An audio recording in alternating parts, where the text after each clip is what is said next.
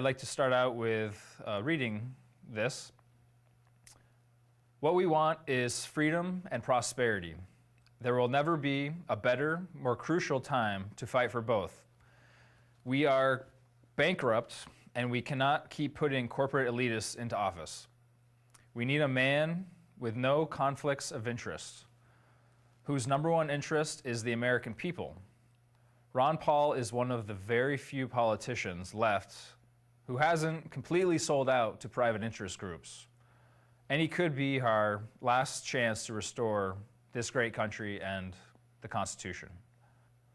Now I'd like to go to a video which was taped by Johnny Vermont. It was at one of our local meetup groups events where Rand Paul came to speak and answer questions from just people that we pulled off the street from Church Street. It was the event took place at the Firehouse Gallery, and it was really a good experience to listen to what Rand Paul had to say about his father's message. And it was just great to have him come to Burlington. We would have liked to have Ron come, but he really is concentrating on New Hampshire winning that primary. But I think that you will enjoy the speech that Rand gave. So I'd like to go to that video now.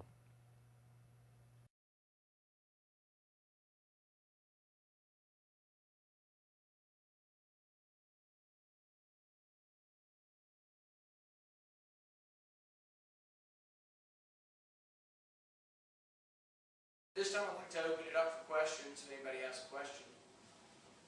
How does your father feel about the troops in Afghanistan? I know he says about Iraq. He did vote for them to go into Afghanistan, and he would have voted for, and I'm sort of telling you what I think he would tell you to this answer, but I think that he doesn't believe in nation building. Right. He doesn't believe that we, the military, most military people will tell you that they don't want to be policemen, they don't want to set up the local, patrols for the streets. He does not believe in long-term occupation by our military. He probably would have gone in maybe in a bigger way, and Michael Shore, this guy, the ex-CIA agent, says our biggest mistake was we should have gone in a bigger way very quickly within a week, because terrorists, their modus operandi is to disperse. And we were too late 3 weeks later to catch most of them. We went in with a small force, and he ran into Pakistan, and then we didn't follow him into Pakistan. But yeah, he did vote to go in originally, but it's been 4 years now, and it's getting to be more and more of a mess there. And the other point Michael Shore makes in studying all this is he thinks no secular Islamic person will remain in power in any of those countries when we're gone, because like they say, it's a sin. Secularism is a sin to most Muslims. So they do not want a Western-style democracy. And even in Afghanistan, we presided over the Constitution.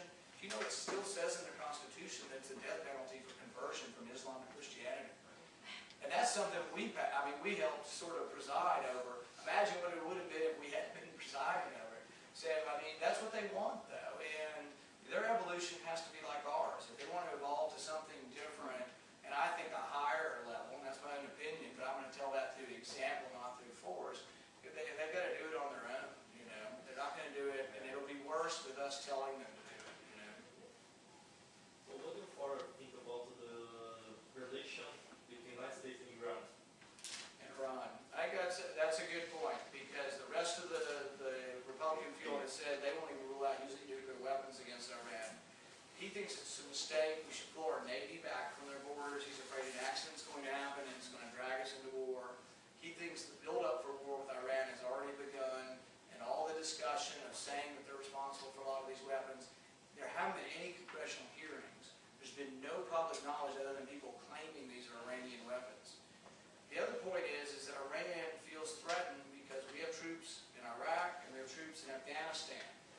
And we don't want to say the guy is, I think, a loose cannon, their president, but we don't want to understand, we have to understand their perspective that they feel threatened.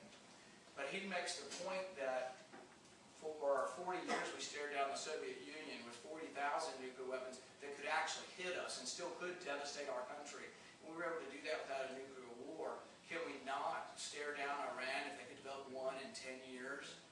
His other good point, and now we actually even have somebody from the military saying that, said we should try to encourage them not to build a nuclear weapon. We should really work hard in that way. If they should get a nuclear weapon, I don't think we have to go to war with Iran. Here's another thing about Iran, which I think is a great point. Iran can't even refine their own gasoline.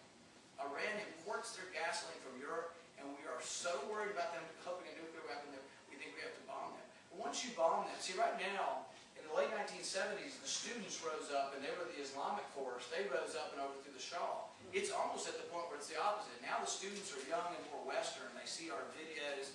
They secretly are wearing our clothes and putting lipstick on at home and acting in Western sort of ways. And they are the ones that are going to rise up and change that society. But if we go in and bomb, facilities, we're going to kill surrounding people, collateral damage, innocent civilians. And what that does is it turns their families and their relatives against us. And in the end, we end up creating more animosity towards us and maybe defeating the same cause that could rise up and oppose the mullahs over there.